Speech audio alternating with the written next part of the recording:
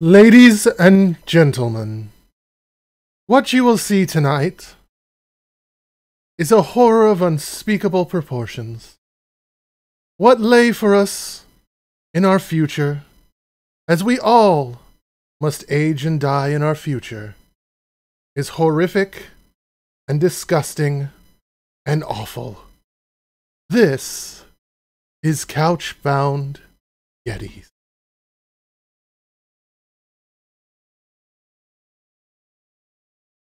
Why is it not fucking transitioning? There it goes.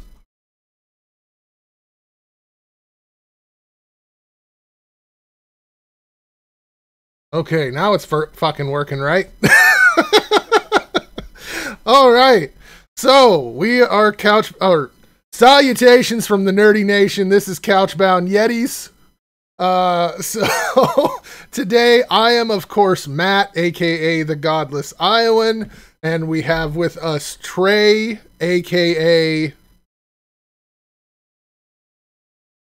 All right. And our guest today is Bran the Law. So, hello, Bran. And I should just totally redo all of that again because I had you muted. So anyway, so Bran the Law, why don't you tell us a little bit about your numerous channels? Yeah, I'm on like 3 now. Of course, the Geek Room, that's my primary project with Frankie over there, which basically that channel is 99.9% just talking shit about what we see on YouTube and laughing at it and mocking it, which is always a good time. Over on my channel, where I never fucking post because I'm a lazy son of a bitch, I pretty much just do the same, just kind of in a different manner, usually news stories instead of videos. But I do have a new horror movie channel. That's where a lot of my attention is being focused right now, and that's why my other channel is kind of suffering. But that's neither here nor there. And what is the basis of your new horror channel? What do you do over there? Basically what I'm doing over there, I'm calling it Bloody Breakdown, where essentially I take movies, the idea being from anywhere from the 30s to the present, although I try not to do anything too recent because it's just filled with spoilers, where I basically break down the movie, give information about, behind the scenes stuff, just honestly like a fanboy episode of a horror movie every time I produce one. And I'll also do, some trailer reviews and things of that nature. Just pretty much anything and everything horror that comes across to my interest, I'll usually do something on over there. That sounds great. Yeah, it's honestly, I'm having a lot of fun with it too.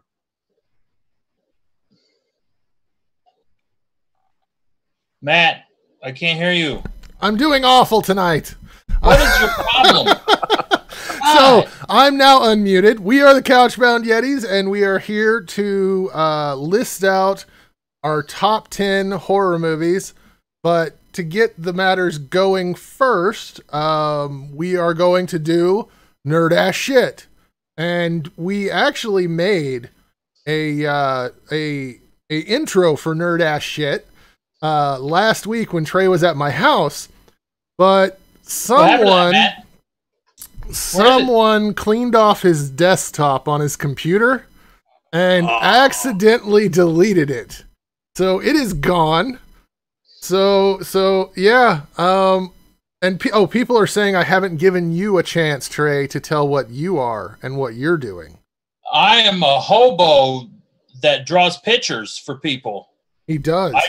I draw arts for a living, and also that's it. Well, do you want to talk about what one of the last channels you worked for? You did some work for? Oh yeah, I don't know. I don't know if I can. I didn't sign no NDOs or whatever. No one's gonna see it. Go ahead. Yeah, I did some avatar work for Logic. That was cool. Yeah. Because I started watching his stuff 5 years ago, or 7 years ago. Shit, God, why am I getting old? Stop it. Anyway, and I've been watching him that whole time, and then out of the blue, he's like, "Hey, you got cool style. Draw me some pictures." And I'm like, "Okay." and then I did. That was pretty cool. And of course, he started in on Avatar work with a brilliant friend who asked him to make him some avatars and said, "Hey, this is gonna get some business going your way." And I think at the time you were like, "Okay, Matt, I'll do you an avatar." Yes, that's more or less correct. All right, so to start out with nerd ass shit. Since Bran is our guest, why don't I pop up his nerd ass shit first, and hope that it all works. Okay, so it's on the screen now. So Bran, talk about your nerd ass shit. This is when you proposed this idea to me, this was the best thing I think I could come up with, because let me preface this with the fact that I am a 31-year-old grown ass man. I may be short, but I am indeed an adult. All right. With that being said, you know how you have kids and sometimes you buy them these really expensive things and they really don't give two shits about them. In a lot of those instances, I picked those things up. And one of those things was a Game Boy 3DS or whatever that had come out a few years ago. My kid puts it down, I pick it up and realize there's this thing called a virtual library, ladies and gentlemen, where I go on and I see something from my childhood, from around the age of like 12 or 13, Pokemon Red Edition. And instantly I recalled how much I love this game. Now, a lot of people out there that retro game like I do, and you come across something you haven't played in a while, there's always that, is this going to be as good now as it was when I was a kid? Oh, definitely. And in a lot of times, the answer to that's no. But I've been playing this game, and I now believe the Chimpokemon episode of South Park, because I have been brainwashed into this game again, just like I was as a kid, and I cannot stop playing it. This is my cry for help. And I can say Pokemon Red is the only Pokemon game I've ever played all the way through and enjoyed it. I was not able to go on to future generations. So I enjoyed Pokemon Red as well. Ray, what did you have to say, Pokemon nerd? I love Pokemon. Pokemon is fucking fantastic. And I didn't even play it as a kid. I didn't play it till I was a grown-ass man. Like 2 or 3 years ago, I played my first Pokemon game. So I don't have any excuse. I'm just a sad nerd. And my mom just tried to call me. Remember last week when we thought my cousin Matt was my mom? That was pretty funny. And then he just played along. That was pretty great. That was my favorite thing. Anyway, I haven't played Red. I'd like to. I'm playing, what did I say? Which one was it? Platinum right now. And it's so fun. I love the designs. I love that you're making little dinosaurs and bugs beat the shit out of each other. It's great. Sorry, I didn't mean to. I'm not trying to commandeer Bran's nerd ass shit. Oh no, dude, you're good. I'm a Pokemon hipster though. Like anything after the 3rd gen, I've never really fucked with. But yeah, I love the older stuff. And like I like. There's at least a handful of Pokemon from every generation that I really, really dig. And I like some that a lot of people hate, like the trash bag Pokemon. That's awesome. This is a whole trash bag that's the trash, and he's alive, and he's your little friend. And it's like, that's great to me. That's fantastic. I want to have little friends. Like, I'm not as big a fan of like the fucking keychain Pokemon. That's a little much for me. It's just, it seems like you're reaching, which is silly because, like, I understand that there are like 800 Pokemon, but soiled underwear Pokemon. I choose you. You take a look at. One time, I thought of a boob Pokemon that would use areola attack.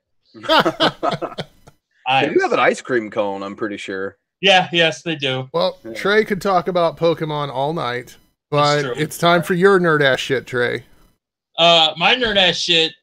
I saw these toys that Funko is producing. I'm not a big fan of Funko Pops. I don't find their design or style super appealing. I understand a lot of people do. I got yelled at by dozens of people on Facebook one time because I compared them to Beanie Babies. But Funko has produced these Masters of the Universe horror figures, and I think they're called Savage Worlds, and these are fucking awesome. If Funko would do more shit like this, I will throw my money at them. But this is, of course, Jason Voorhees. I picked this up at a local comic book store with my kid. I would have gotten Freddy Krueger, and I definitely want Pinhead. But my child is in love with the visual aesthetic of Jason Voorhees, even though he has never seen a Friday the 13th movie. So he insisted that we get this one. But I fucking love this thing. It's great. Look, he's got nasty ribs showing, and his meat looks like gravy on the inside of his body. It looks like a pot pie. It's just fantastic. It's super detailed and like super articulated, and it's super great. articulated. It moves on one joint. Excuse me. One leg, two leg. Okay. Mouth. That's a lot. Yeah, true. All right, so my nerd ass shit, which I just exposed my daughter and Jen to today, is, if I can get it pulled up here, Plan 9 from Outer Space. Yes. I knew that's what you were referencing at the beginning of this show. Exactly. That's where that intro came from. I knew it was. So Plan 9 from Outer Space is a fantastically awful film. It's one of the, it's an Ed Wood classic. His magnum opus. What? It's his magnum opus. Yes, it is. It is classic. It's got Tor Johnson in it, and Tor Johnson is actually the scariest of the creatures in this, reanimating the dead into like weird vampiric things. It's got Bela Lugosi in it. It's just fantastic. And Mrs. Snarky and Little Snarky hated it, which I kind of expected. So, but yeah, that's my nerd ass shit for the day. So now we are going on to our lists. And I think first we ought to talk about, this was pretty damn hard to do. Mm-hmm. Yes. Ridiculously. I whittled my list down from like 100 and difficulty the all way through. And in the few days that I had to put it together, I spent way too much time doing it. So it was really hard to do. There's so many films that I absolutely love in this genre. But it's just, and the genre is so diverse as well. Oh, absolutely. And in the end, I had to go with just the ones that have had the most emotional impact on me. The horror films that I've seen either as a kid or as an adult that have stuck with me the most, that have excited my imagination, or that have the kind of aesthetics that I'm looking for. So it was hard. It's like asking me to pick my favorite kid. I only have one. But it's also like we said too, that if you had asked us to make this list a week from now, it could potentially be different. Definitely. Because there's so many subgenres.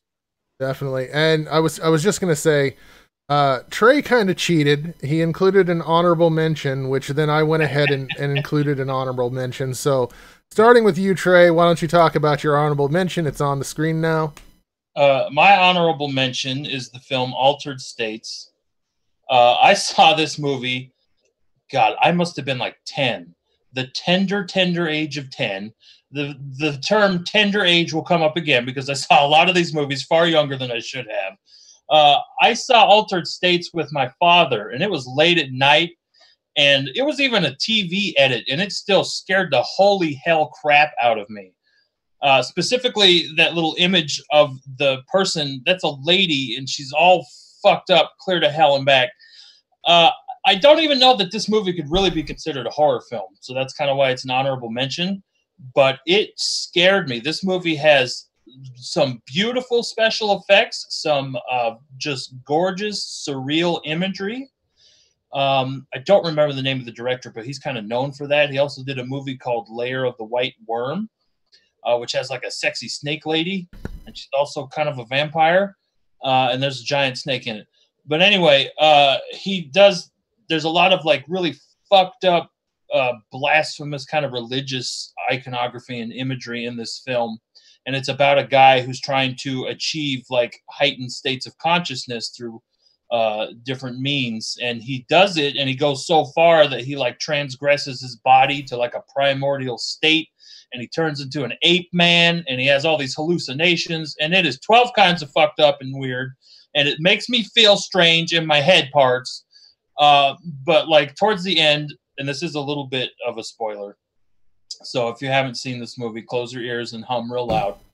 But like towards the end, he's like, he thinks he's over everything, and he's gotten over the weird psychedelic shit, but he's like, he has like a I don't know what to call it. He resurges, and he like starts mutating. And actually, I was thinking about this earlier. It's very similar in tone and kind of like thematically to the end of Akira, when Tetsuo starts mutating. I know Matt's seen Akira. I don't know if you've seen it, Bran. But it's a lot like that, kind of. Maybe that's just me, but like his girlfriend is there, and she's like, "Oh, I'll help you, guy," and she touches him, and she turns into that horrible red ghoul, and that just like terrified me beyond the capacity for rational thought, to quote Ghostbusters. I'm like, oh my God, what happened? She just touched him. She was trying to help that man, and she got completely fucked all to hell. And like, it does have kind of a happy ending. He's able to stop it and regain control of his self, and he saves her by hugging her and shit. But it was so intense and so strange.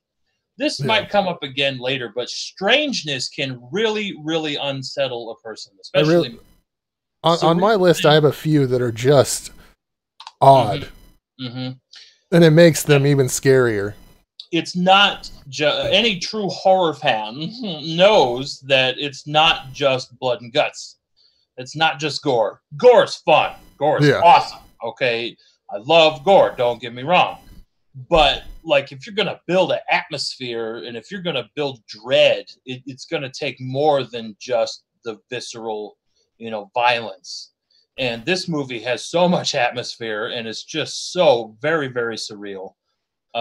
And like I watch it, like I've watched it in the past couple years, it still makes me feel very uneasy, and I really appreciate more as an adult the special effects and the like the iconography and the imagery. I don't know if iconography is the right word, but I'm not super smart. But it is a good movie. The premise is in itself a bit ridiculous, but the movie just believes in its own premise so much that you just buy it. You don't even care. So it's great. I do recommend it. Altered States. It's quite good.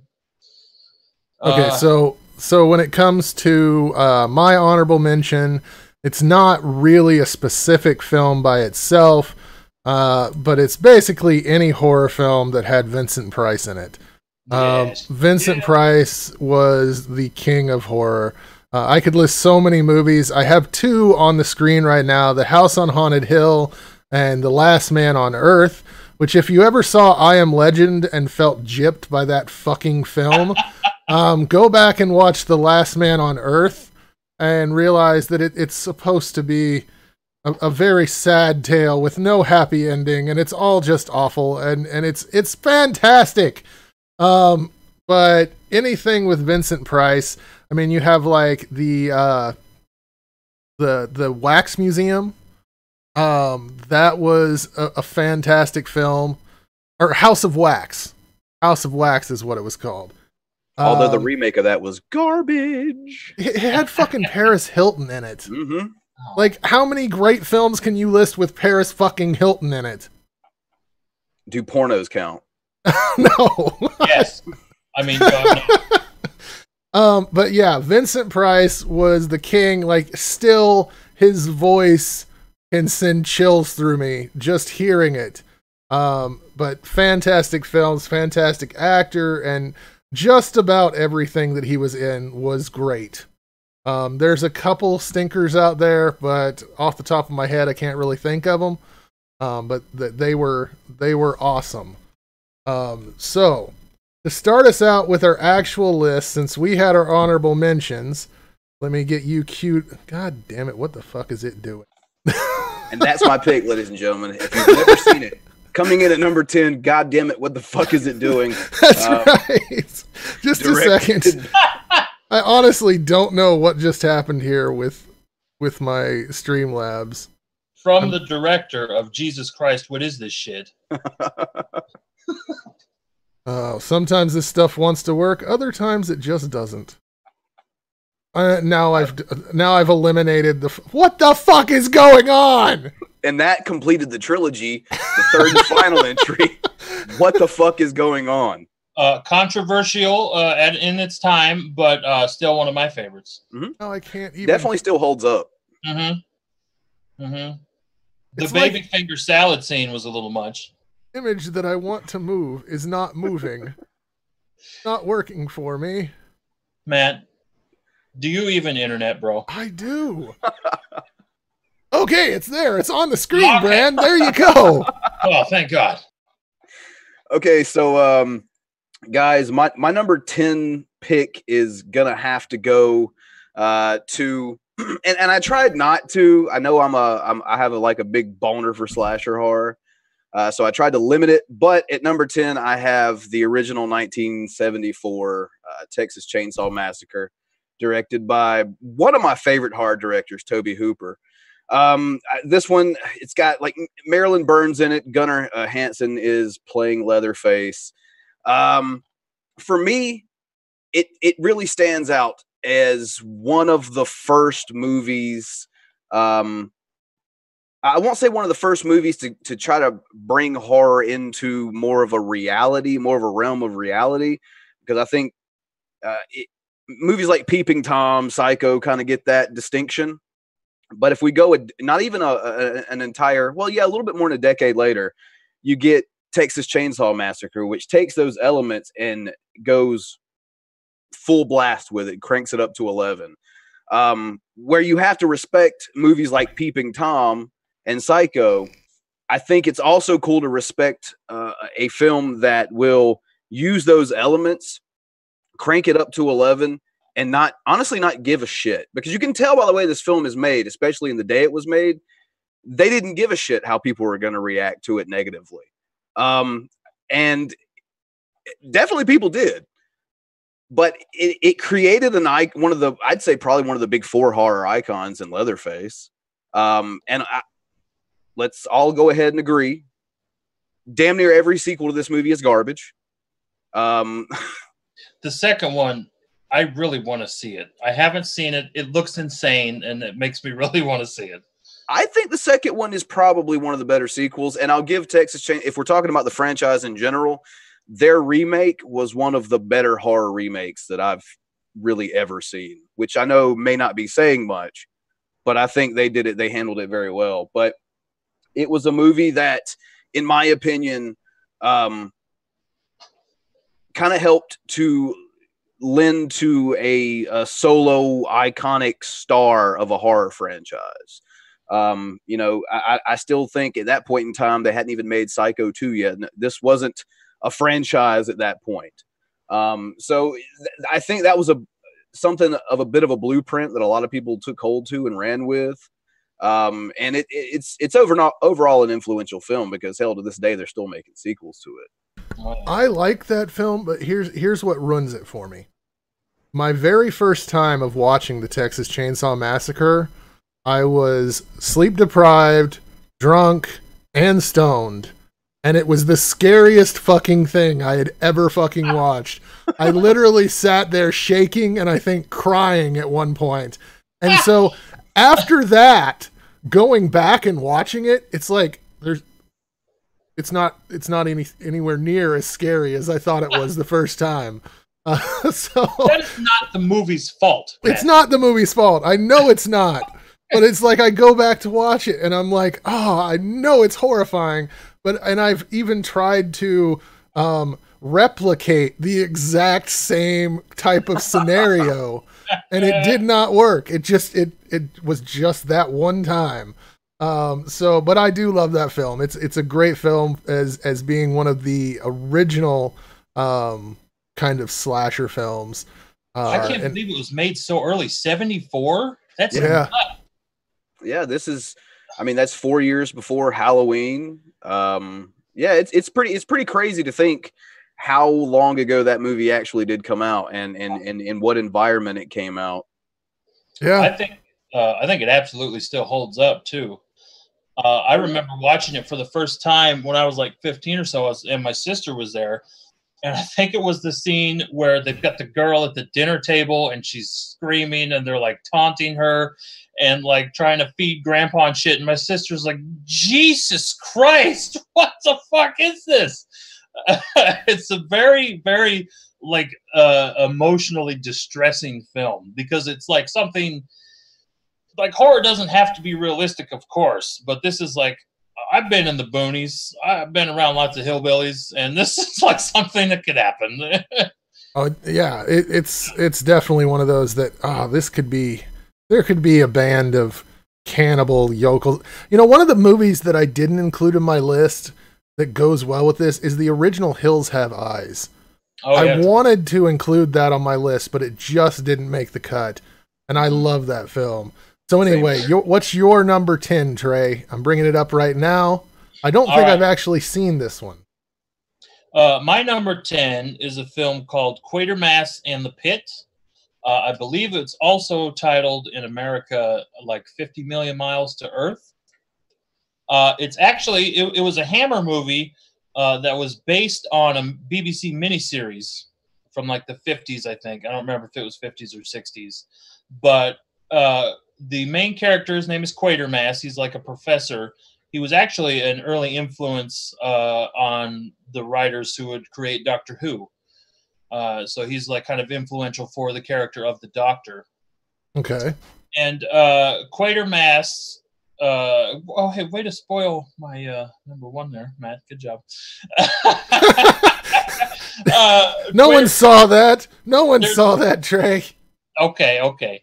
There's an excavation in London happening, and they're like tearing down an old building, and they discover first they discover like ape man bones, and they're like caveman bones and things, but they're like a species never found before. And this is kind of back in the 50s where it's like, oh, the missing link, and you know, we know nowadays that that's not really a thing, but you know, they found an ape man.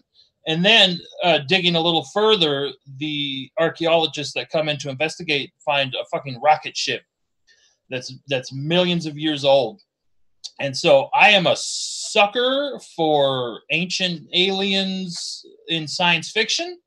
I don't like ancient aliens in history, scare quotes, because it's absurd. But I love the idea of aliens coming to Earth and fucking with life and fucking with humanity because it's fun. It's a fun idea. And in this movie, it's played very well.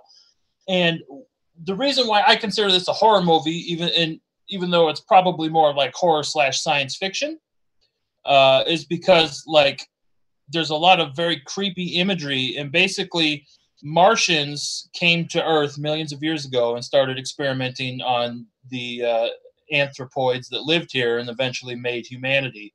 And the Martians are like, the Martians are probably the least effective thing in this movie because they look like grasshoppers and they're like rubber grasshopper props, but it's because they're all dead. But the tension that they build, because they have to figure out how to cut open the spaceship. And this is not like an action movie. It's a slow burn, but it's like very creepy. It has a very creepy atmosphere because these archaeologists and Professor Quatermass and like his granddaughter or some bullshit. I don't remember. It's been a little while. But they're like trying to get into the spaceship and they're trying to understand exactly what it is. And so they open it up and they find like these desiccated corpses of Martians. And then they find like somehow they find a device that lets them see like what the Martians were doing, and they figure out that the Martians were coming here and experimenting on early humanoids and stuff. But another aspect of this movie that was the real creep factor is that like the Martian spaceship would cause like holograms or something, and that would create hallucinations in the people that would come near it throughout the centuries. And so like the street that the building was built on was called Hobbs Lane, and Hob is like a nickname for the devil or like, you know, demons, and it was called that because of like people would see these holograms or hallucinations of the Martians. And at the very end of the film, There's what is so funny. I like how Bran and we're just kind of giving brief overviews. I know. You're totally spoiling the films I'm that you're so listing. sorry. I know. Like, every really bit of the film. I know. But like, I know. I'll try not to do that from here on out. But it's like, it doesn't spoil the movie though, because it's like it's the atmosphere that's the thing. Yeah. It's the atmosphere and the creepiness that draws you in. But anyway, it is very, very good. Even as just a film, it's very good. Awesome. And I didn't realize till watching it recently that it was a Hammer film. I think it's probably my only Hammer film on this list. But yes, highly recommended. Quatermass and The Pit. The same guy who wrote it, I think his name is Nigel Neal. Yeah. He actually did the first treatment on a movie we were talking about before we went live, Halloween 3. Oh, okay. I didn't know that. That's awesome. Yeah, it was the whole over story is his idea. I think they crafted it into different directions afterwards, but yeah. I swear to God, this is. There were every time I move something, it moves 3 things. You figure that out, Matthew, and I'll run at the mouth a little more. There were other stories involving Quatermass. One of them was super cool. They didn't make it into a full-length feature, but it was a short film. And it was like, I don't remember the title of it, but an astronaut went to space and he contracted some sort of fungus or something, and it started mutating him. And so eventually this poor man has just become like this giant protoplasmic creature oozing around the British landscape, and Professor Quatermass has to figure out a way to stop it from growing bigger and, posing a real threat. Super cool stuff. I love old science fiction. So my number 10 that I finally got pulled up because this program wants to kill me is Sleepaway Camp, which, if you haven't seen Sleepaway Camp, it's probably not the most of politically correct films today, but I absolutely adore it. It is just, it's weird, it's strange. In my parts, we call them baldies. Is an actual line from that film in describing.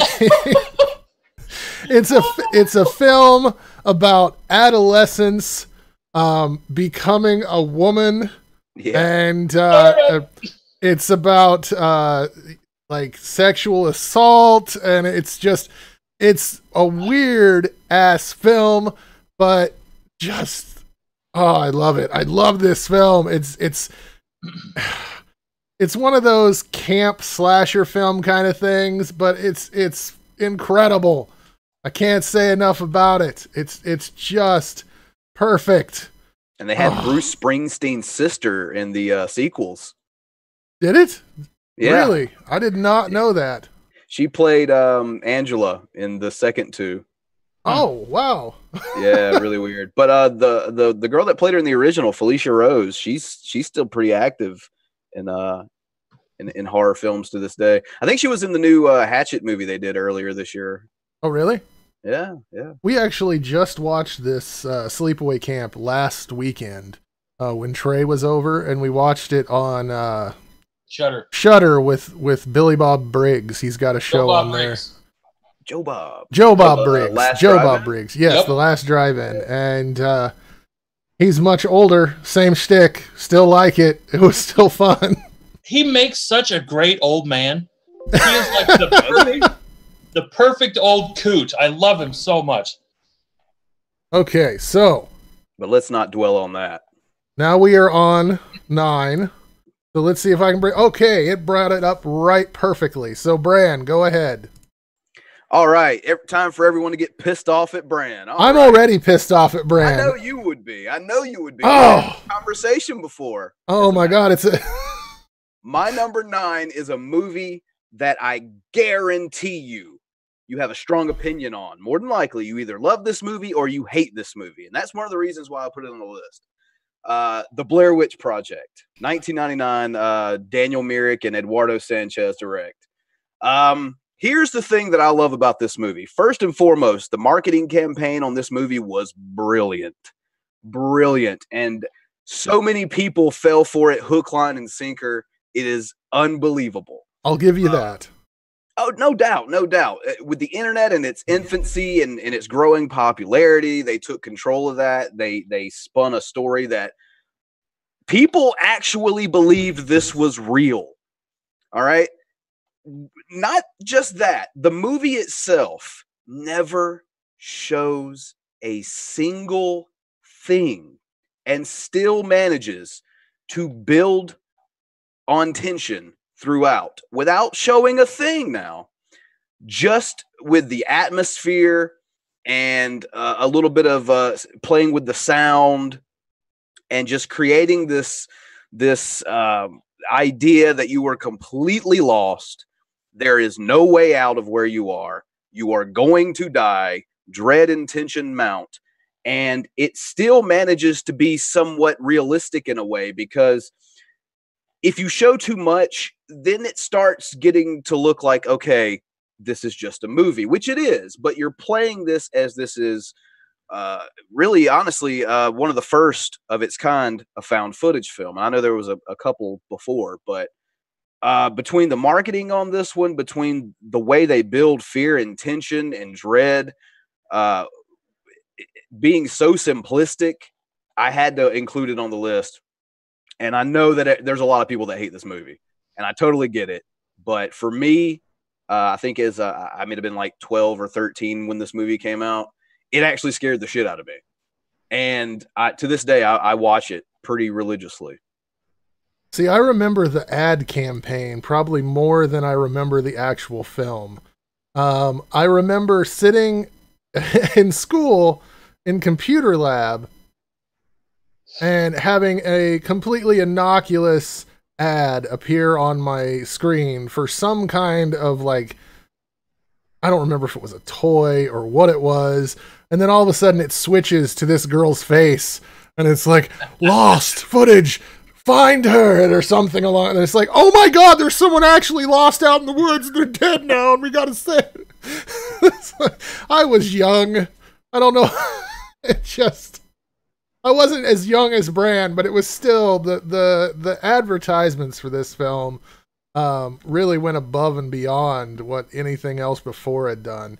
I bought it for a little bit until my dad was like, Brandon, what are you, fucking stupid? Like, you think they're really going to release a film of 3 kids dying? I don't enjoy the film.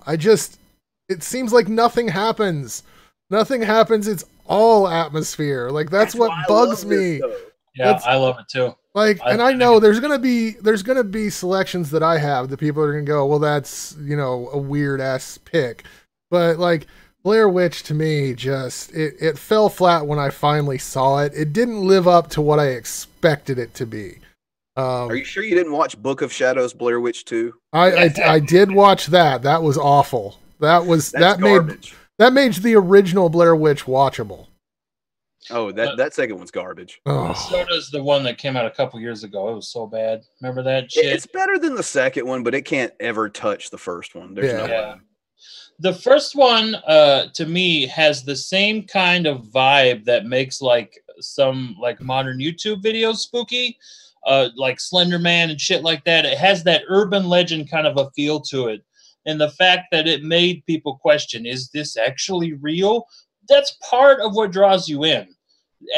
Having to ask yourself the question, whoa, did this actually happen? And I know that a lot of people are like, that's not cool, don't trick people, but it's like, well, sometimes it's kind of fun. And I love Blair Witch. I think it's great. All right, so that was a little contention. I think I can cool down from my anger. But Trey, what is your number 9? It's on the screen now. My number 9 is Ringu, which is, of course, to those that don't know, or to those that do, it's a Japanese horror film. It was remade in America for dummies into The Ring. The Ring is okay. It lacks subtlety, but Ringu is such an effectively creepy and, once again, atmospheric movie. like the girl herself in the Japanese version, in Ringu, is so much more creepy to me, even though she's very similar to the American version, but like the American Ringu girl, I don't remember her name. I always mix them up because they're kind of similar, like Sadako or something. Samara. I don't remember. It starts with an S. Words. But like in America, they kind of like made her look like Reagan from The Exorcist, and they made her all frowny and she's got a grumpy face. But in the original, in Ringu, you mostly just see her eye, and it's like her hair's like this and her eyes bugging out like on the poster, and that's so much more effective to me. It's well written, and it's just unsettling, and it's been a little while since I've seen it, so I can't remember a lot of details. Plus, I don't want to fucking give a dissertation again. I talk too much. But I highly recommend it if you haven't seen it. Japan can make some absolutely fantastic fucking horror movies, and Ringu is absolutely right up there. Very, very good. I'd say the same of Ju-on in The Grudge also. It's yeah. There was that period in time where America was like, yeah, these J horror films are really awesome. So why don't we open them up in more theaters? Nah, screw that. Let's remake them for American audiences and dumb them the fuck down. Yeah.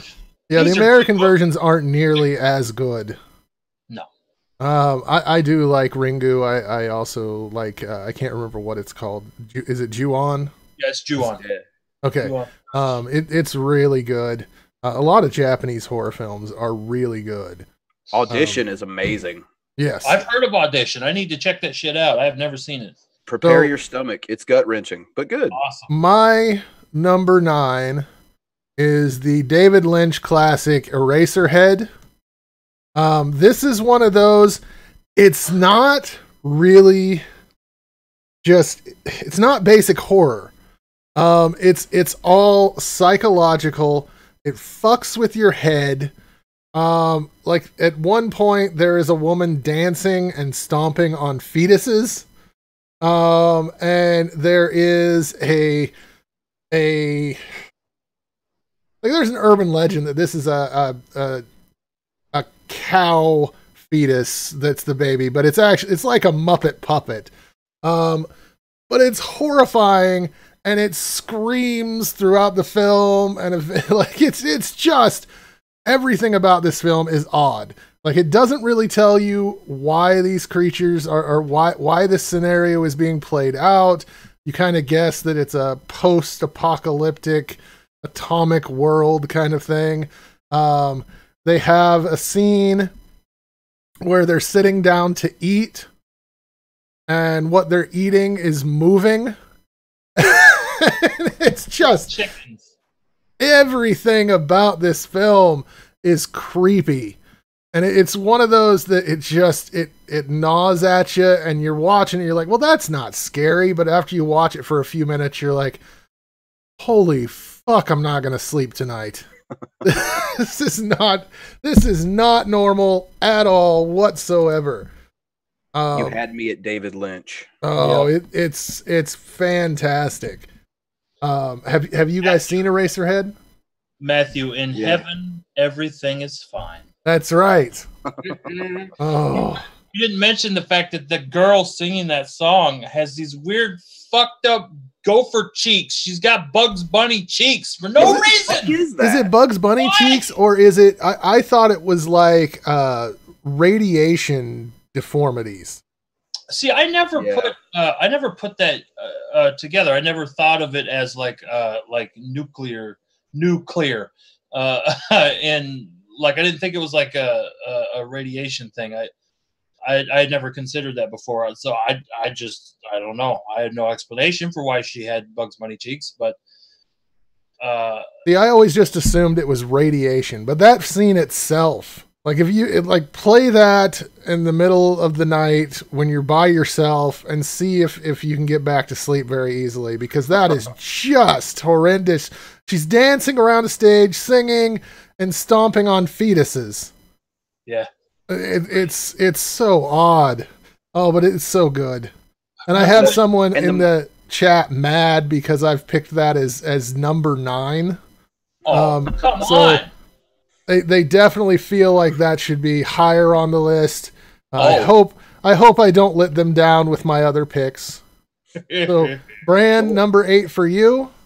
Yeah, man. Number 8. I wanted to pick something a little bit more modern because I looked at my list and pretty much what I had was a lot of 60s, 70s, 80s stuff on the list. I wanted something a little bit more modern, and I think I found one that's pretty worthy of the list. Out of the most recent horror films that I've watched within the last couple of years, I think Hereditary has been one of the better ones. And it's kind of like it's kind of getting the Silence of the Lambs treatment right now, where people are trying to pull it back like, nope, not a horror film, it's a psychological thriller.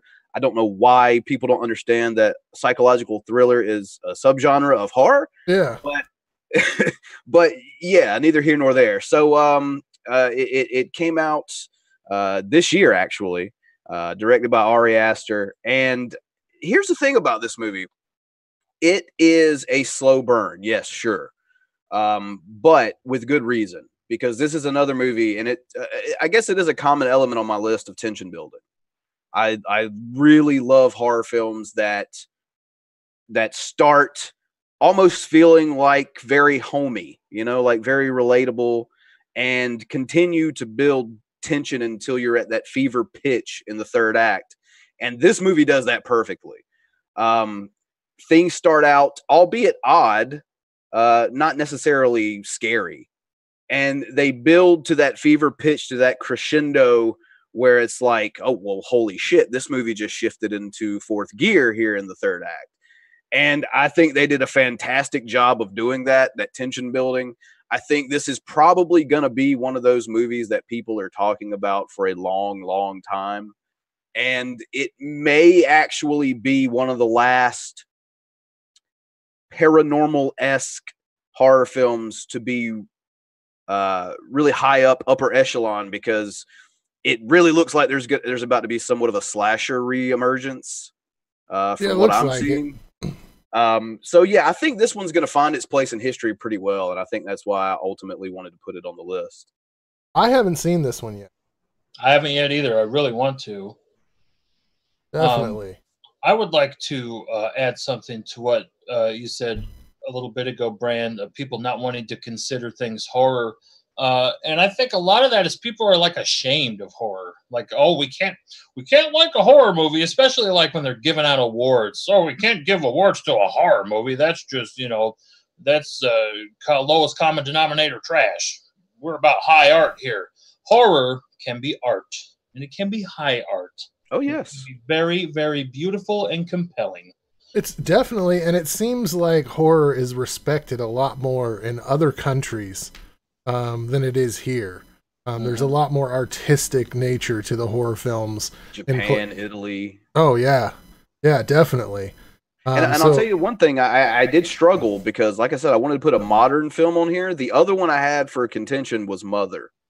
And that's another one that people don't consider a horror film. And it's like, it's like you just said, Trey, anytime there's a really, really good artsy horror film, they try so hard to back away from that genre and call it whatever else.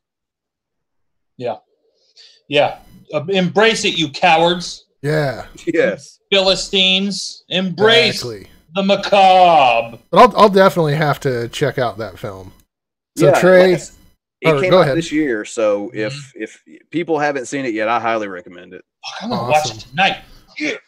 So Trey had one on his list, and since I was the guy that put all the images together, I was able to go, okay, Trey's going to mention it, so I guess I can remove it from my list. So what's your number 8, Trey? My number 8 is Pumpkinhead. Pumpkinhead is kind of representing all monster movies, all creature features. It's funny because I wouldn't consider it my favorite creature feature, but I had to have a representation of that genre of horror film because I love monsters. I was a monster kid. I loved Godzilla and Gremlins and Critters. And so Pumpkinhead, I first saw it as a teenager. First of all, he has one of the best most iconic designs of a monster ever. Look what I just have fucking sitting here. Look at this little sumbitch. He's beautiful. He is my baby boy, and I love my baby boy. But he's just got Stan Winston did the special effects, and he's just got this creepy, delightful, ghoulish quality to him. And the movie itself has a type of aesthetic that I love in horror and fiction, and I'm going to refer to it as hillbilly gothic. I don't know if it has an actual name, but like horror films and horror stories in general that take place in the boonies, in the swamps or the bayous or out in the country, far away from like big cities and stuff like that with, rustic settings. I love that shit. And maybe that comes from growing up in a very, very small town in the Midwest, a town that frankly is perfect as a setting of a horror film. But this movie is very lush in its visuals, and the swamp and like the big like willow trees and cypress trees and shit, and the swampy imagery really adds to what makes this film effective to me. And I won't even give away the plot. I'm going to try to do that less. But basically, there's a witch, and witches are great. And there's a demon, and his name is Pumpkinhead, and he comes from a pumpkin patch. And Lance Hendrickson is in it, and Lance Hendrickson, it can be my daddy and spank my bottom because he is such a sexy man. But yeah, Pumpkinhead is a great creature feature and just a beautiful little movie. And to give it just a little bit of a summary, basically, if your family is wronged in some way and you need revenge, you go to this witch out in the woods and ask her to summon Pumpkinhead. And Pumpkinhead comes out and he gets the revenge. And it's a fantastic film. It's one of the only horror films that I've actually seen scare Mrs. Snarky Jen. She was horrified of this film. Oh, that's awesome. And so I was going to add it to my list, but I was like, okay, there was another film I wanted. So I'm glad Trey brought this one up. So my number 8. What you're asking for, Ed Harley. I'm sorry. My number 8 is Todd Browning's Freaks. Oh. If once again, totally not politically correct for this time period, but it is one of the how do you use a word without using freaks? It's a freaky movie. It took actual, sideshow freaks of the time and put them in a film. And basically it's a tale of revenge. It's a tale of like the in-group and the out-group. And how can anyone forget one of us, we accept you as one of us, gooble gobble, gooble gobble. But it's an older film. It's definitely one that you should check out if you've never watched it. It's not a slasher film. It's not a supernatural film. It's just a film that kind of gets into the primal nature of fear of things that are different. And it gets you. It's a really freaky film. That was well said, Matthew. The primal nature, the fear of things that are different. That was chef fingers. Good job, yes. buddy. I do have intelligent words sometimes come out of my thinky parts. So, Bran, you're number 7. Yeah, my number 7 is my estimation. I know there were zombie films before this one, but the way we know zombies now, this movie laid the blueprint for it. It's 1968's Night of the Living Dead, of course, George A. Romero. And here's the thing about this movie.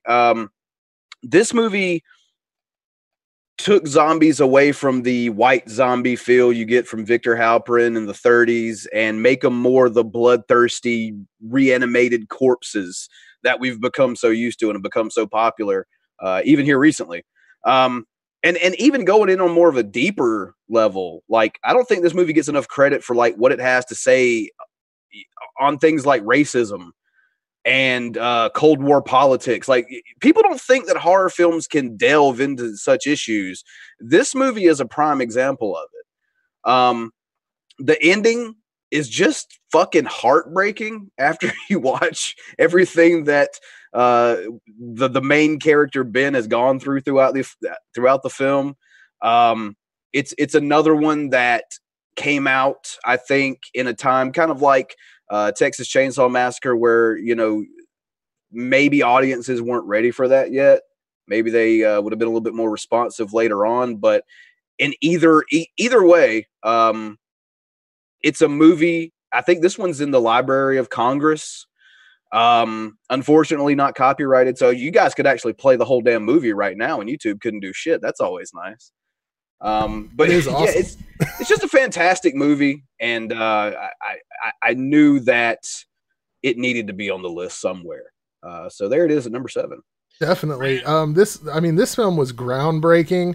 It is violence, but it has a scene where a black man slaps a white woman. Yeah. And that for that time period would have been very shocking. Oh yeah. Not only that, but the black man is the main character. All white supporting cast starring black man. Yeah. Yeah. It was an incredible film. I absolutely love zombie films, but this one, for some reason, I still have trouble watching it by myself. I can watch any other zombie film out there. This one still gives me the creeps. And it gives me the creeps from the very first, "They're coming to get you, Barbara." Classic. "They're coming to get you." I nearly shit my pants in Shaun of the Dead when he leans over and he tells his mom, "We're coming to get you, Barbara." I know. Oh. What, have either of you guys seen the 1990 remake that Tom Savini directed? Of course. It's really good. It is really good. I like it a lot. Yeah, yeah. And I think the ending makes a lot more sense, where she's like, "Oh, they're so slow, we can just walk past them." And so she does. Yeah, and Barbara's not so useless in the remake. Holy crap. Exactly. Yeah, she's awesome in the remake. Billy Todd does great. It's a really good one. All right, so Trey, you're number 7. My number 7, and even though I just looked at it, let me double check. Yes. Tetsuo the Iron Man. This is a movie I saw more recently. It's also a Japanese film. And this one is even more surreal than Altered States. It's almost, on my first watch, it was almost incomprehensible. But in my defense, I was drawing at the same time, and it's hard to watch a movie with subtitles when you're drawing. But I've seen it a couple times since then, of course. But basically a Japanese businessman contracts some sort of virus that makes him start turning into metal. And he's got metal goop growing out of his body and metal parts. And there's a really oily, greasy, industrial feel to this movie. This movie makes me itch when I watch it. It makes me feel like I'm gonna need a tetanus shot. And it's very weird, but it's also intense. It's dynamic. There's a lot of fast camera shit. There's a lot of really neat stop motion stuff as Tetsuo. I don't even know if that's the name of the guy, because he's never really named. He's he goes unnamed throughout most of the film. I'm pretty sure he's just a businessman. He infects his wife, and they're both weird metal people. And then she dies and shit. And then he meets another guy who he's been having premonitions about, who was the source of the metal infection. And they fuse together. And it's like a roller coaster that hates you and slaps you in the face. It's so strange. And it's got such beautiful, beautiful imagery. I love gross, crawly, itchy imagery. I love I love combining things that like you don't normally put together, like flesh and rusty metal. And Yeah. it's a really, really, I wouldn't say it's fun. Like it's an uncomfortable movie, but at the same time, it's like, it's very, forgive the pun, it's very metal. It's rock and roll. It is it's like a rock and roll death metal kind of a movie. And it's like, it's got such energy. It's like you're charging on a freight train made of weirdness. And I recommend it to anybody who likes weird shit. Okay. I've never seen it, but based on what you just said, I think I'm going to. Yeah, I think I want to as well. It also has a couple sequels that are very good as well. The second one, I believe, is called Body Hammer, and it's kind of a remake, but like there's roving gangs of people shoving metal into their bodies to make themselves better human beings, like more advanced life forms, and they have like weird stop motion goopy fights with each other, and it's quite lovely. That sounds very odd, but I do want to see it. It's weird as fuck. So I really liked how our lists worked out, because my number 7 is George A. Romero's Dawn of the Dead. Nice. Which I honestly, if I were to put them in a list, I like Dawn of the Dead more than I like Night of the Living Dead. I think the message of the film is a little more entertaining to me. Like that even when we're dead, we would just be mass consumers, that we would just want to go to the mall. I mean, what a perfectly American thought. Yes. Oh, it's fantastic. And when there's no more room in hell, the dead will walk the earth. Ken Free, yeah. Oh, man. I mean, it's a fantastic film. It's campy because at the same time, they're in a mall and they're on their own and they just get to basically play with whatever there is, which it's like the 1970s, so they don't really have all that many really cool things to play with, but they have it. I did not like the remake of Dawn of the Dead. I thought it was okay, but I felt like they upped the camp too much on it. So it's lower on my list of zombie films. It's still higher than a lot. I don't know if anyone here has ever seen Zombies of Mass Destruction. That's a shit film that no one should ever see. Basically, it's not even a real zombie film. It plays out like it's supposed to be one, but it's a film that is talking about what it's like to be a Muslim in America, and instead of Muslims, they're zombies. Okay. Yeah, it's awful. It's an awful film. Is it worse than Zombievers? Oh, I've never actually sat down to watch Zombievers. That's good. Continue to do that. I will have to check it out. That's awful. So your number 6, Bran. Yeah, my number 6. Like I said, I tried my best being a slasher buff to not have many of these on here, but number 2, here it is. As far as slasher guys, my overall number 6, 1984's Nightmare on Elm Street. Wes Craven. What more can you say about that guy? So it's obviously, it's given us Freddy Krueger. The movie, of course, starring John Saxon, Ronnie Blakely, and Heather Langenkamp. It's actually Johnny Depp's first movie, too. Yeah. He gets sucked into a bed and dies. That's how his career started, ladies and gentlemen. But yeah, I mean, basically just the concept of, you've had your Michael Myers before. You've had your Jasons at this point before. But here you have a different sort of antagonist that is attacking you at your most vulnerable. Knowing that if you go to sleep, this person is going to kill you, but you have no other choice but to sleep, kind of raises the stakes. And I know this is a franchise that had a lot of stinker ass sequels to follow. Some of which are okay. I won't say all of them are bad, but it's another one of those things that you've created such an iconic horror icon in Freddy Krueger that is as identifiable a thing in the 80s as damn near anything else was. So it's lingered on. I know currently it's kind of a part of a lot of legal battles along with the Friday the 13th series, kind of preventing anything from being pushed out forward. But when it comes to the original, like I said, Wes Craven at the helm. I guarantee you this isn't the only Wes Craven you're going to be getting from on my list, but that guy is fucking amazing. The thing I like about the Friday the 13th films is in your normal slasher film, if you can get away from the slasher, you're okay. Like if you can actually get away from it, you're fine. With Friday the 13th, everyone has to sleep.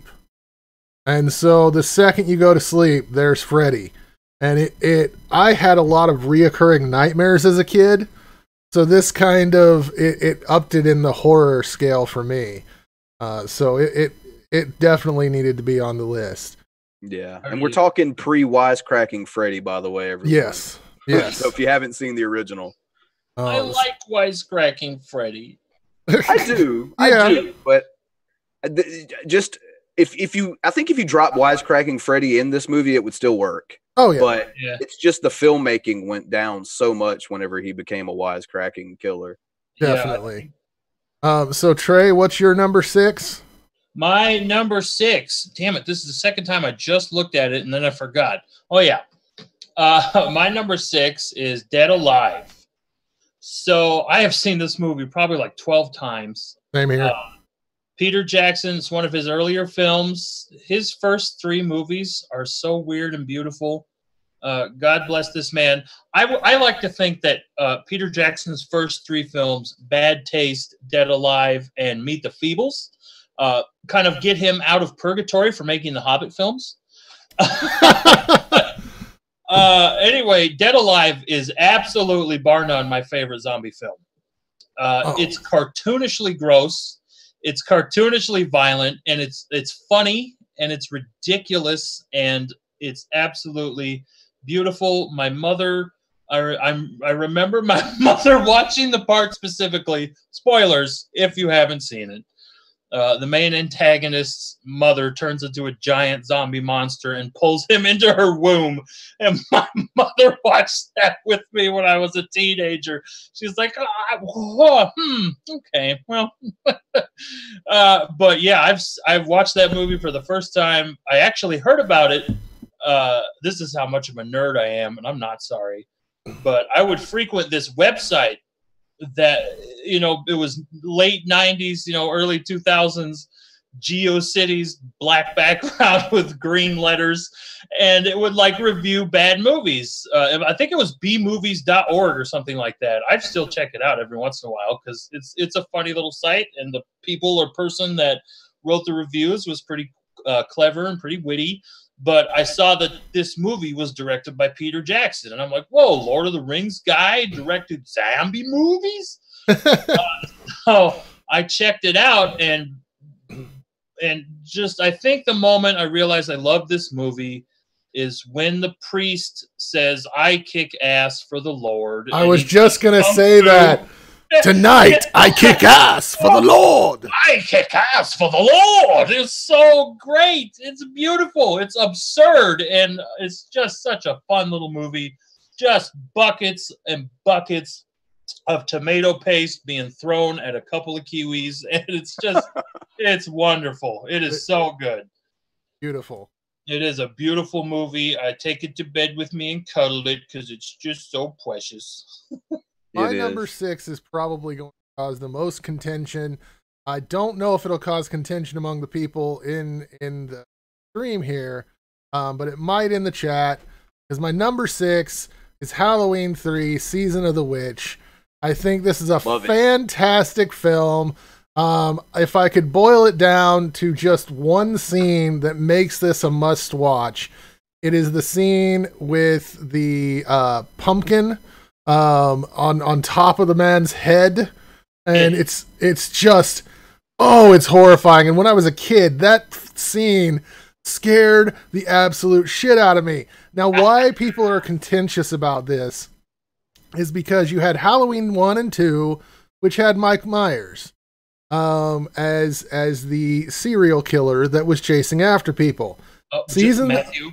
What? Matthew, it's Michael Myers. Michael Myers, not Shrek guy, not Shrek guy. Michael Myers. But in Season of the Witch, Michael Myers is not there. And they were trying to take it into another direction. I guess, was it originally they had planned for this to be different movies each time? That's what I heard. I thought I heard it. The third was kind of like a litmus test to see if they could do like a Twilight Zone thing with it, sort of like anthology film, sort of. And so people who are watching it, they watch Halloween 1, they watch Halloween 2, and then they watch Halloween 3, and they're like, okay, I'm ready for more Michael Myers. And it's like, no, this is a totally different film. But as a standalone film, fantastic, and everyone should go out and watch it. Anything with like pagan imagery I'm a sucker for that shit. I'm a sucker for weird pagan symbolism and imagery. I love the Wicker Man. Fuck you, Matthew. Matthew doesn't like it. But yeah, it's great. It's so fun. Yeah, Silver Shamrock. It's okay. It's not one of my favorite films. They made London Bridge listenable again. That song is great. That's true. So, Bran, your number 5. Yeah, my number 5 is the, I believe, only sequel. Yes, the only sequel that I have on my entire list. And there are people that are probably going to be pissed I picked the sequel instead of the original, but you'll have that from time to time. Evil Dead 2, 1987, my birth year, directed by Sam Raimi. Here's the thing. I really didn't want to do a whole much horror comedy. But to be honest with you, this movie is just, in my opinion, too good not to be on this list. It is corny and campy. It's funny, but at the same time, it does have some pretty horrific imagery and some pretty horrific points in the movie. I love Bruce Campbell. Definitely. We were talking about Tom Adkins earlier, and I always said that Bruce Campbell, to me, took that Tom Adkins torch after he left. As pretty much like, you have 1,001 final girls, but how many final guys are there out there that really make a career out of it? Bruce Campbell's one of those guys. And I love this movie. I always have. I do like the original, but I kind of feel like the addition of some comedy in between and just having the mindset of, you know what, let's do Evil Dead again, but let's make it on crack. And it's been described as a requel, a remake sequel. But that's another thing that a lot of people get into as far as contention on this movie. To me, I just think the beginning of it is a recap, honestly, of what happened in the last one, and the movie itself starts where the other one left off. So it's a very contentious movie as far as what it is. And it's also contentious amongst a lot of horror fans on if it is one of the in the rare air of being a sequel better than the original. But I think it is, and that's why I have it at number 5. I think it's better than the original. This is my number 3. I mean, speaking of Bruce Campbell, one of the films that didn't make my list is Bubba Hotep. Oh yeah, yes. I love Bubba Hotep. Didn't make my list. I was kind of sad it didn't, but Bruce Campbell is just the man when it comes to campy horror films. And shout out to Black JFK, by the way. They dyed me this color. It's incredible. All right, so Ash is absolutely one of the most best iconic horror protagonists. What I love about Ash the most, especially what he would become in Army of Darkness, is that he's an idiot. He's such a dumbass, and that's why it's so lovable, because he's like cocky and handsome, but he's a dipshit. Yes, definitely. That's the best thing about Ash. And he was even good in the new series that they did on Starz recently. Yeah. I think it was fantastic. Yeah, I love that. Oh, definitely. So, Trey, what is your number 5? My number 5 is, drum roll please, Reanimator. When I first saw Reanimator as a teenager, it only freaked me out. I didn't really catch on to the fact that it's also kind of a horror comedy. The comedy is subtle, Yes. but like the gore in this was like, it's a little bit more, I don't want to say realistic, but it's a little bit more down to earth than the gore that's in like Dead Alive, but it doesn't have that farcical comedic cartoony nature to it, so it made it more disturbing to me. And then the imagery in this film, there's a severed head that attempts to perform oral sex on a woman and all kinds of fucked up shit. Stuart Gordon is a fantastic filmmaker.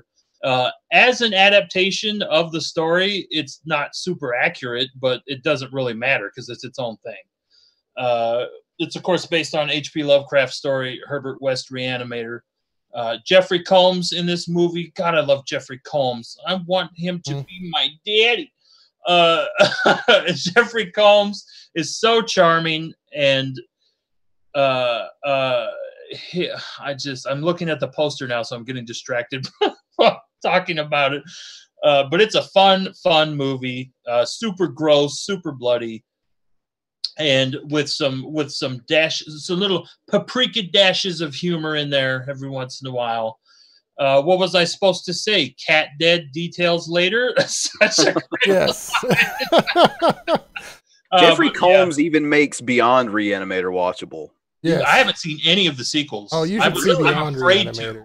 Beyond Reanimator. There are 3 in total. Okay. So for my number 5, I'm going to the foreign lands with Infection. Evil is Contagious. And I can't remember. I want to say this is Korean, but it may be Japanese. But basically, to give a brief summary, it's all within a hospital. A emergency happens. Someone is brought into the hospital. They have some kind of infectious disease, and they wheel them into the emergency room. They die. They all of a sudden are just green pus, and it's a disgusting film, but it's incredible. And for Frustrated, who has said repeatedly in the chat that he refuses to read his horror films, you don't even have to read for this film to freak you out. You don't have to watch the subtitles at all. It is just perfect atmospheric horror. And it's incredible. It's really gross, but it's really, really good. I've never even heard of this movie. Oh, it's fantastic. I'm fucking writing this down. This is great. I've heard of it, but I have never seen it.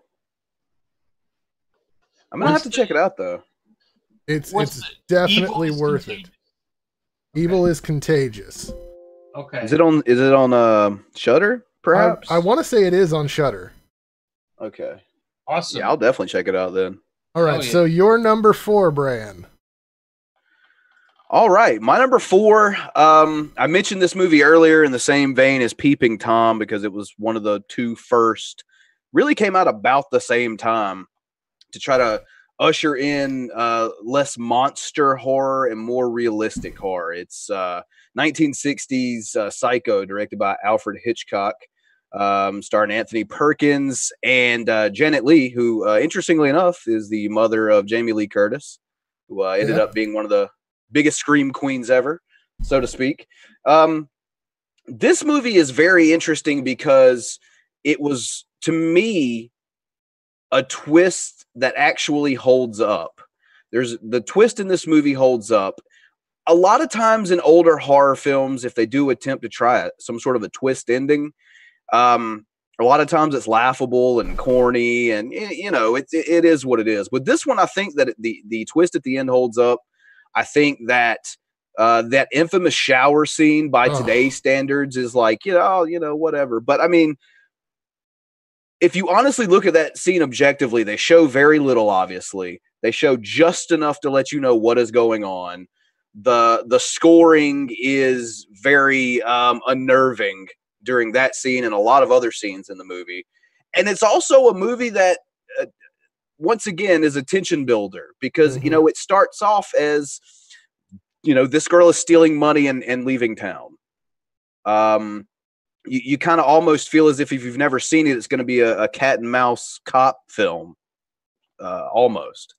But it turns into what I consider pretty much the blueprint for what I've been referencing a time or two in the stream, and that is creating a character, even if they didn't do it first, even if they didn't create a franchise first, I feel like they were the first to be able to create a character that could take a franchise on by itself, that could be iconic, had iconic moments. And, you know, even though the sequels never touched, in my opinion, how classic and well made this film is, this one still definitely stands out. And I think honestly the best thing to do is to just go ahead and act like the Vince Vaughn 1991 never happened. Definitely.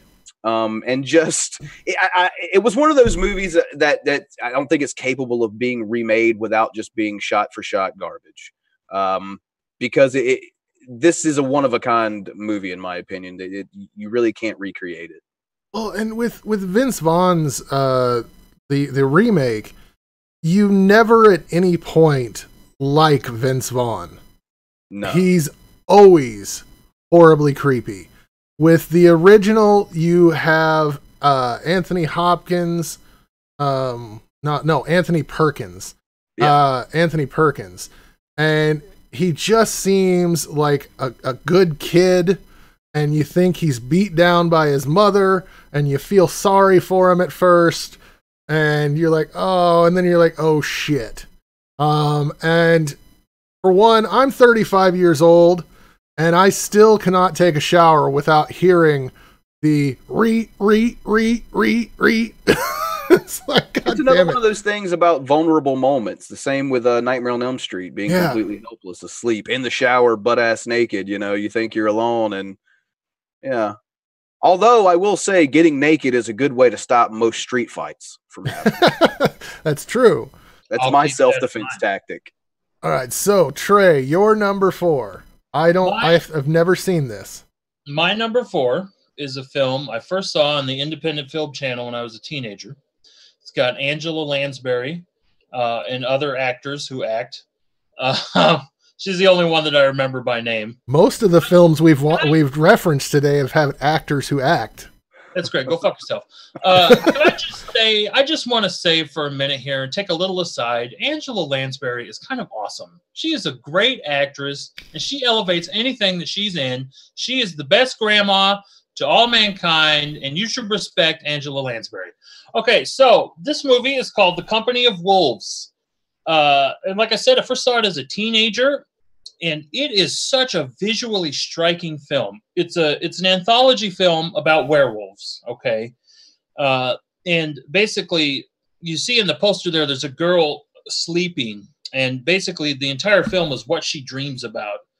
And it's got analogies for Red Riding Hood and different things like that. You know, it's basically a adult fairy tale. And it uses lots of fairy tale imageries and fairy tale tropes. There's these beautiful forest sets that were like handcrafted, and they look like an Arthur Rackham painting. And I know most people probably don't know who Arthur Rackham is, but he was an illustrator from like the early 1900s, and all his paintings were very lush and detailed. And there's like giant mushrooms. It has a very surreal and like unreal quality to it. It absolutely captures what makes a fairy tale interesting, and also what makes a fairy tale disturbing. And this has one of the best werewolf transformations I've ever seen in a movie, probably second only to An American Werewolf in London. This is The Company of Wolves is my favorite werewolf movie. I love American Werewolf in London. That's a great movie, but I love this one just a little bit more, just because of imagery. And you can see on the poster up in the upper right corner, there's like a wolf muzzle coming out of a guy's mouth. Mm-hmm. That's part of that awesome transformation sequence. But I mean, Angela Lansbury is Little Red Riding Hood's grandmother in this movie, and she tells her to be wary of men whose eyebrows meet in the middle because they are wolves on the inside. And it's really great. There's a lot of like overtly sexual themes in this movie, and it makes you super uncomfortable. And there's also a lot of dogs that are clearly not wolves, but they had to use them anyway because wolves are expensive. It's fairly low budget, and I think it's from the 80s. Yeah, it's from the 80s. But there's a lot of very beautiful imagery in this movie, and I highly recommend it to anybody who digs werewolves and anybody who digs the aesthetic of fairy tales, like specifically like the grim, no pun intended, kind of visceral nature that old fairy tales have. It very much captures that feeling just beautifully. Awesome. Now, for my number 4, I bet you didn't figure that you would have a female coming-of-age story in a horror list, but this is A Tale of Two Sisters. It is another Japanese horror film. It has to do with two girls coming of age. They're twin sisters. And menstruation, and it's absolutely horrifying. There's not really a way to describe it that makes it seem as scary as it is, but it is really good. And there's like nothing to actually say about it that gives you a good idea. It was so hard, but it had to be on the list because I love this film. You just got to watch it, right? Yeah, you just have to watch it. It's fantastic. And Steve Phillips in the chat says that he just recently saw this. So it's fantastic. It's definitely atmospheric horror, and everyone should go and check this out, including Frustrated Atheist, who is an uncultured swine. Justine! This is another movie I've never heard of. So okay. Wait a minute. What? I'm sorry, just a minute. I have a confession that I need to make to the chat and anyone who watches this. I accuse Matthew of being a basic bitch when it comes to horror, based almost exclusively around the fact that he doesn't like The Witch and several other horror movies that I absolutely love. It looks like Bran doesn't like The Witch either. No, that is unforgivable of both of you. Then I hope you get hit by a car. But no, I don't really. But I'd rather than watch it again. Fight me. Anyway, but yes, Matthew, I have to say I'm quite impressed. You've had a very eclectic choice of movies, so Thank you. Formally and officially apologize for calling you a basic horror bitch. Well, I appreciate no that. pumpkin spice on those movies. I appreciate it, but I will continue to bring it up. Your soul is filled with cobwebs and dread, and I have respect for you, sir. Respect. So, Bran, you're number 3. Yeah, okay. So the number 3 here, the movie itself is based on a lot of things. It's originally based on it was a novel from the 30s called Who Goes There. They actually made a film called The Thing from Another World in the 50s. But the one I'm going to put on here is by the man himself, John Carpenter, 1982's The Thing. I mean, holy shit. This movie is fantastic from open to close. The practical effects done on this movie put any piece of CGI shit made here recently completely to rest. And I'm not a guy who thinks that all CGI is bad. I think overuse is bad. Especially when it can be done with practical effects in horror, especially it should be done with practical effects in horror. Yeah. And this movie is John Carpenter damn near at his best. To give you an idea, there are so many. This list almost was my favorite John Carpenter movies until I realized how many I had, and had to take off They Live, and that hurt me a lot. Oh. And The Fog, and so many good things that he's made. But for me, The Thing is one of the movies that actually got me into horror to begin with. It was it's kind of been done to death now, but at that time the monster could be anything or anyone. That was really cool. Like I said, I'm blanking for some reason. I can't remember. Kurt Russell. Yes. Kurt Russell does a fantastic job in this film. Damn near anything with him and John Carpenter is on my watch list at any point in time. So I just can't say enough good about the movie. The remake / prequel, but I did at least like how it led into this movie. Like I said, the only good part of that movie is the end. And yeah, like I said, it's just one of those movies that it got me into watching horror. I don't know many fans of the genre that don't adore this movie.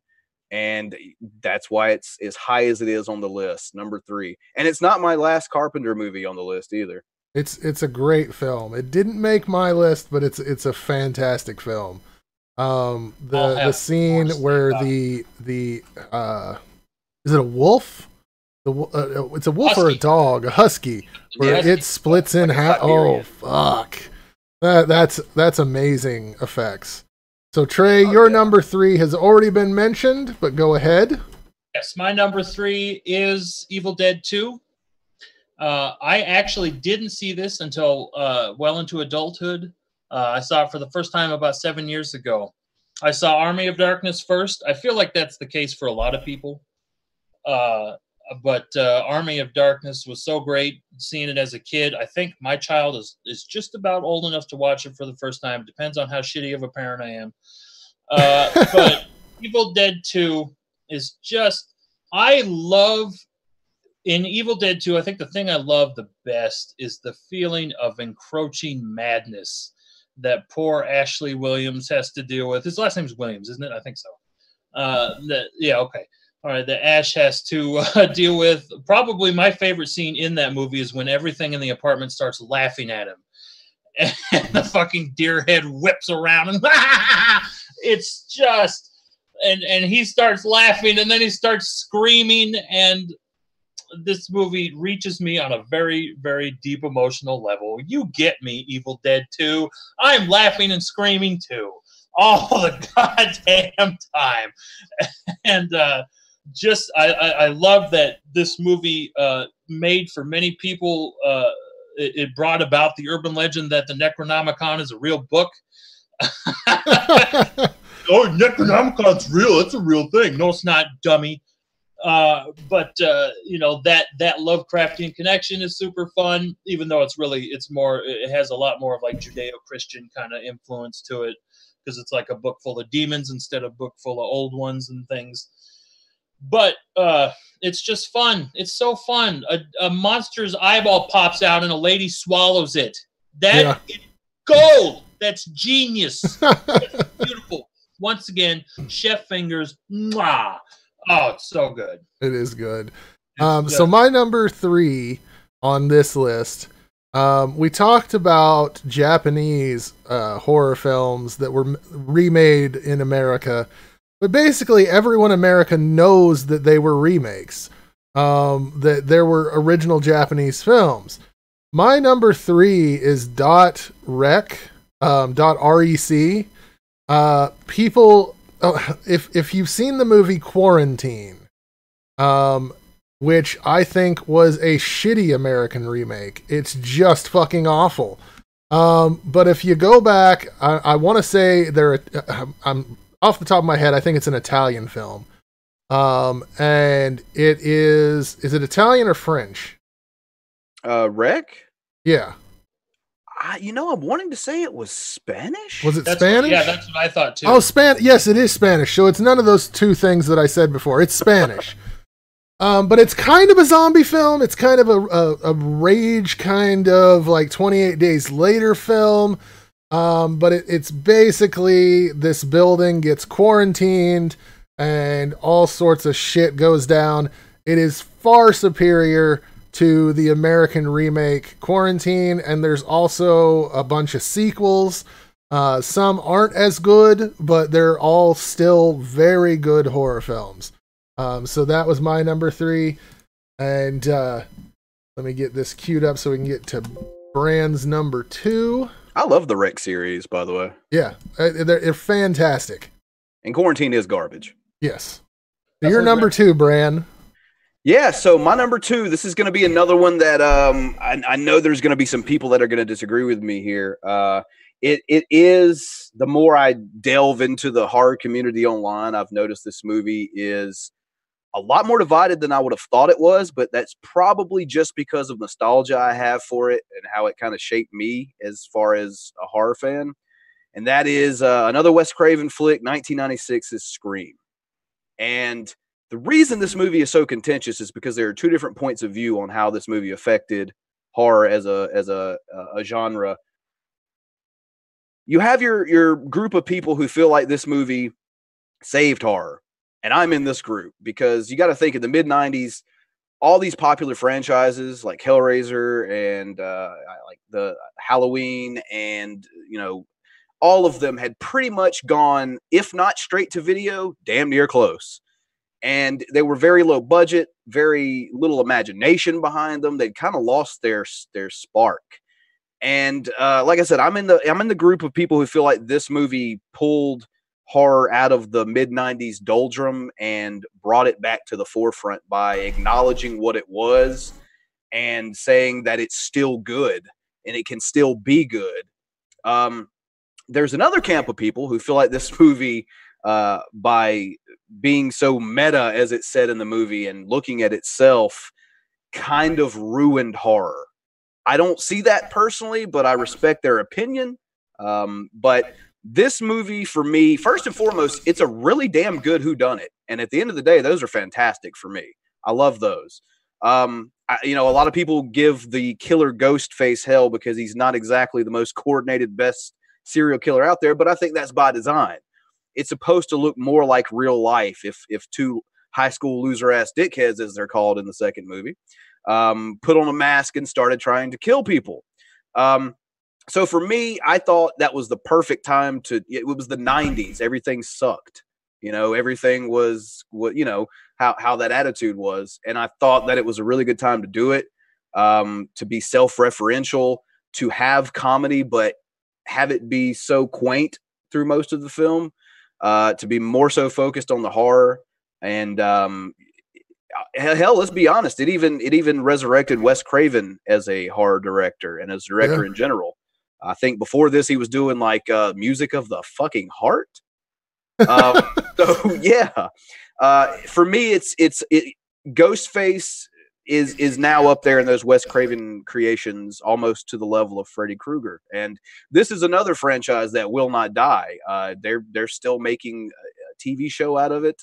The third season, there's some talk over at Blumhouse about wanting to get the copyright for it to continue on or remake or whatever it is. But to me, it was very influential film, and it's very contentious. I always love that when a movie can create that much of a conversation between fans. So, number 2.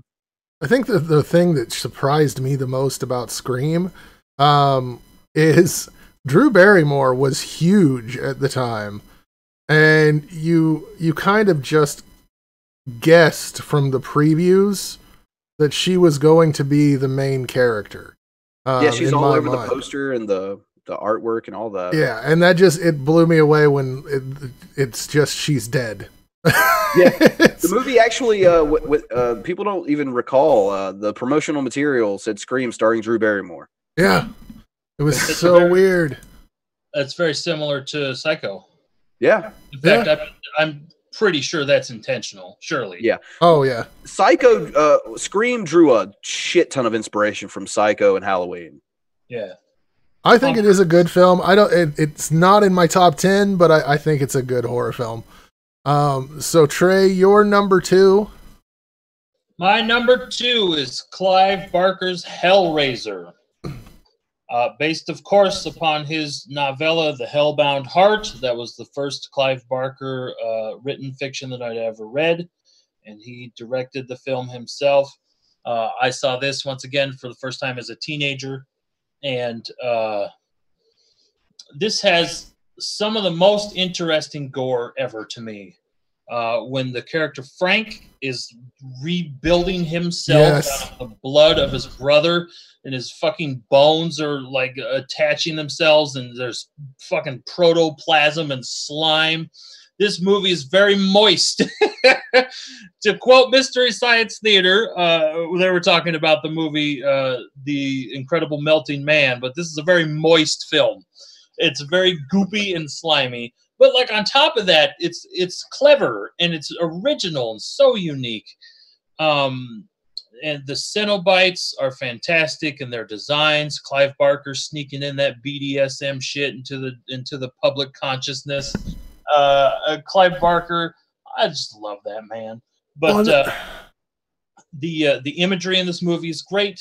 The puzzle box, the lament configuration, just everything about it is absolutely gorgeous. Love it. The thing about the first Hellraiser that to me ruins the sequels is that the Cenobites are not actually trying to harm these people. They come from another dimension in which pain is the thing to strive for. And they're showing these people the pleasures of pain. In later sequels, they stopped doing that, and it's more just a regular horror film. So I think they took away that aspect. I've only seen the second one. Yeah. Oh, please stop there. Yeah, just stop there. You're good. Yeah. You're very good. The second one is okay. I do like a lot of the imagery in that too, but it does pale a bit. Yeah. My number 2 is probably going to be contentious because it is Return of the Living Dead. Now this one came far later in my list after Dawn of the Living Dead and after Bran's Night of the Living Dead, which is probably what's going to make it contentious. It doesn't get the respect that I think it deserves.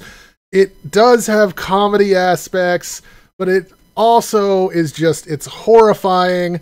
It takes the zombie genre in a different direction where they're not just these shambling dead creatures. They don't look like they have rigor mortis. They come back. They have personalities. They are able to interact with people and talk with people. And that just made it even scarier to me. And I know that there's some contention. We've already had in another chat with Inane Dragon. You cannot kill the Return of the Living Dead zombies with a shot to the head. In the first and the second films, that did not work. I don't think it even works in the third film. I think it's the fourth film when it's Rave from the Grave when they start dropping zombies with bullets. But originally, this was a chemical that brought back dead tissue. Just any dead tissue. So if you had a foot that was just laying there by itself and you got this chemical on it, the foot would come back to life and try to eat your brains. Yeah, this was the movie that originated zombies wanting to eat brains. Yes. With the Tar Man. Can I just say something about this movie real quick? Yes. One of the production designers on this movie was one of my favorite artists. His name is William Stout. He designed the Tar Man and like the skeletal zombie that pulls itself out of the ground and like the half zombie lady.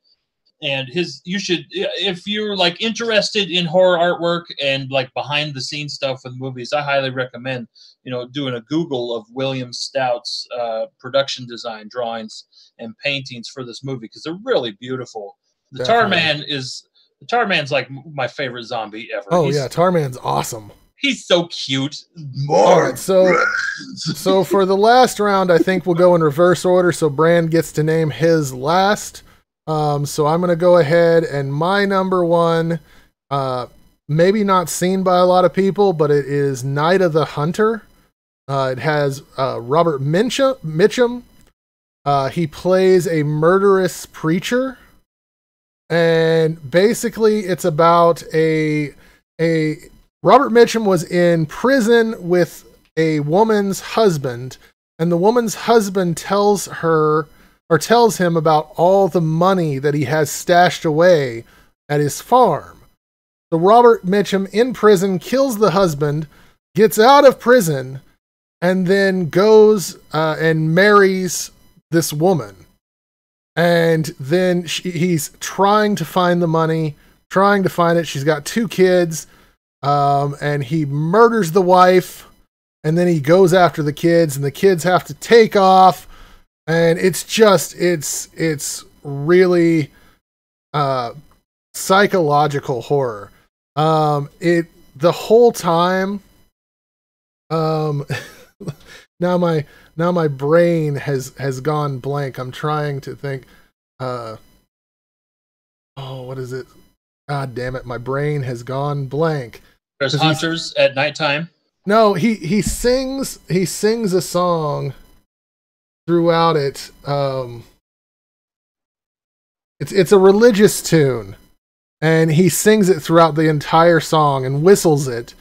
And it just gives that song a horrific tone to it that just it's creepy. It's so fucking creepy. So that's my number one. I think everyone should go out and watch it. It's older, it's really scary, and I think that you should definitely see this. Okay, so Trey, your number one. My number one horror film, is John Carpenter's The Thing. This is another movie that I saw at a very young age. I think I might have been 12. Wait, Trey, I'm going to cut you off right now because it's been answered. It's leaning on the everlasting arms. So it's leaning on Jesus, safe and secure from all alarm. And he whistles it. And it's horrifying. So I had to get that out. So there we go. That was certainly horrifying. So, you're welcome. So there you go, Trey. Keep talking. Anyway, I saw The Thing at the tender age of 12. I even saw a TV edit. It was on the Sci-Fi Channel. The idea and the concept of your bodily autonomy getting so thoroughly violated that you're no longer a human being, it was like a psychological knife into my brain. That was so scary to me. It was like I couldn't get the images out of my mind. This was one of the first movies to really, really stick with me and really upset me.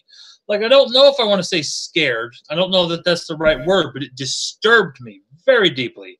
To my 12-year-old brain, those special effects, like when the fella is on the table and they're trying to use the defibrillators and his fucking gut cavity opens up and there's teeth and his fucking head pulls itself off of his body and makes another entity.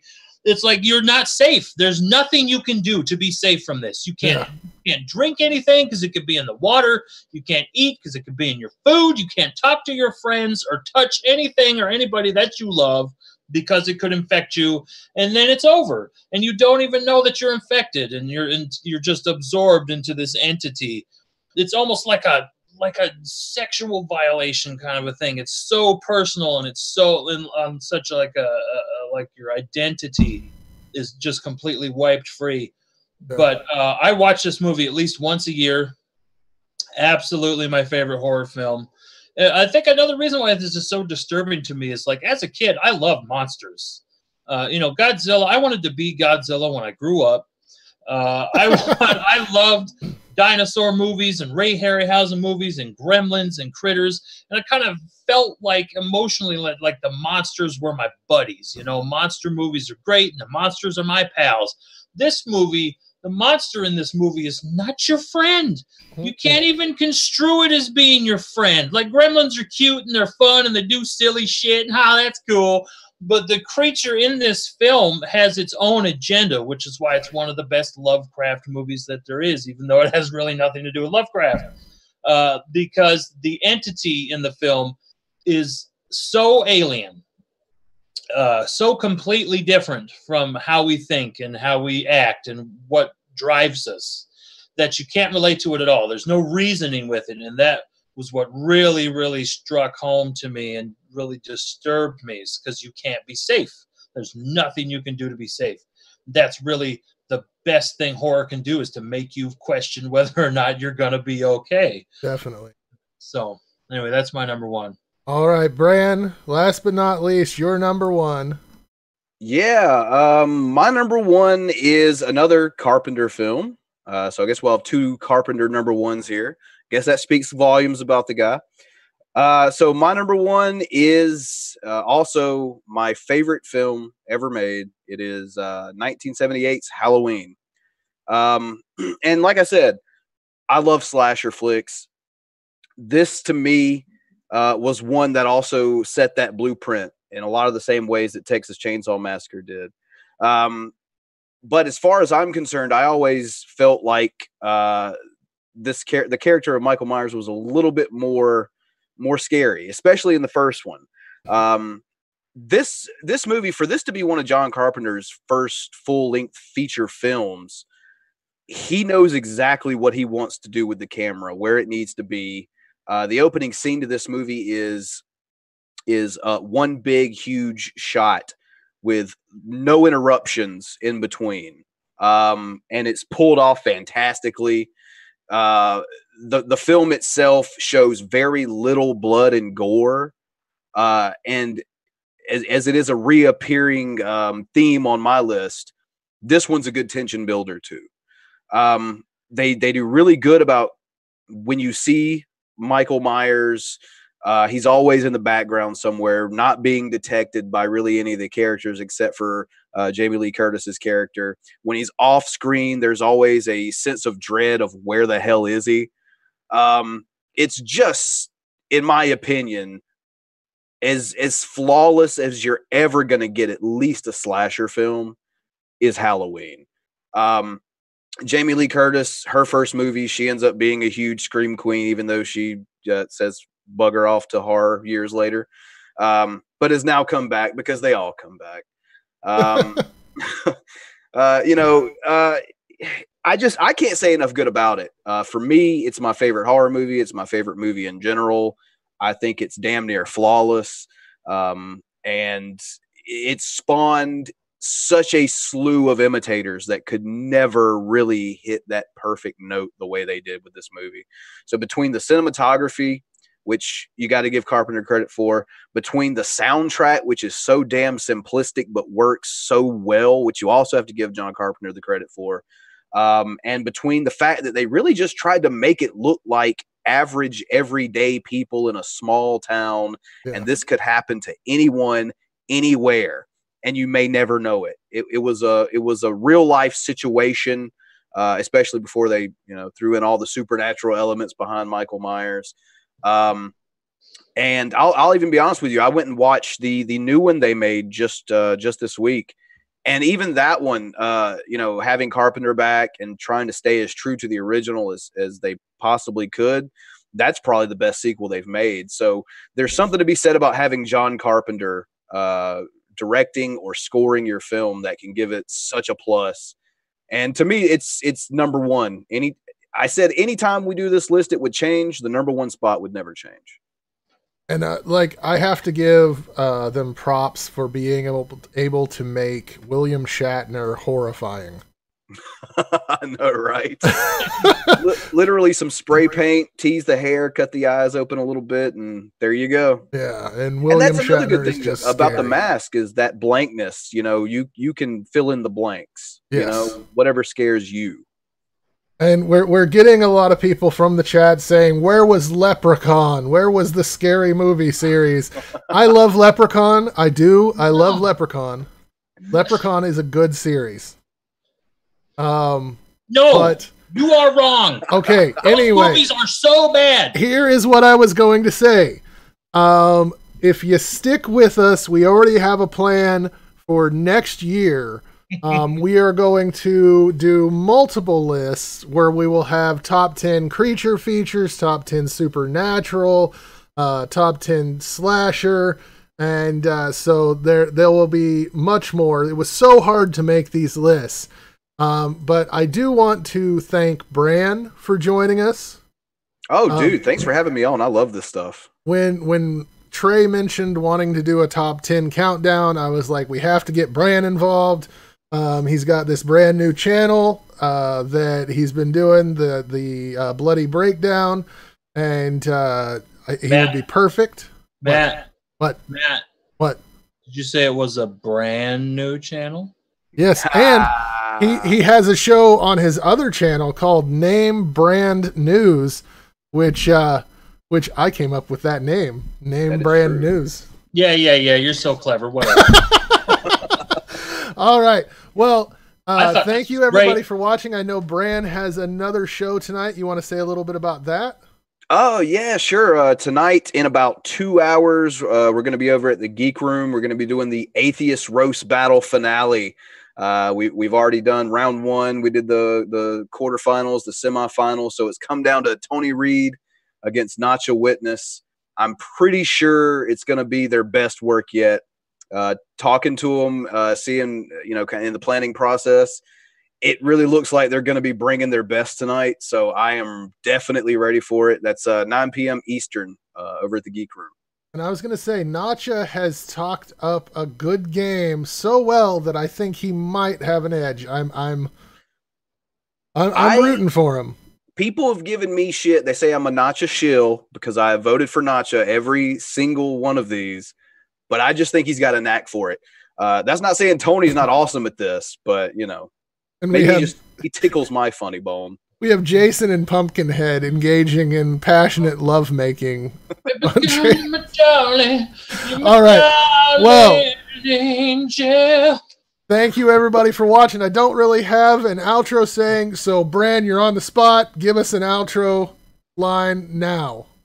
Damn, Couchbound Yetis, you scared